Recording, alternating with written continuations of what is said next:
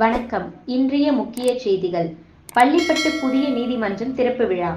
பள்ளிப்பட்டில் ரூபாய் 5.76 கோடி மதிப்பீட்டில் கட்டி முடிக்கப்பட்டுள்ள மாவட்ட உரிமையியல் மற்றும் குற்றவியல் நடுவர் நீதிமன்றம் புதிய கட்டிடத்தை உயர்நீதிமன்ற நீதியரசர் வேல்முருகன் மற்றும் முகமது சபிக் உள்ளிட்டோர் மாண்புமிகு தமிழ்நாடு சட்டத்துறை அமைச்சர் எஸ். ரகுபதி முன்னிலையில் திறந்து வைத்தனர்.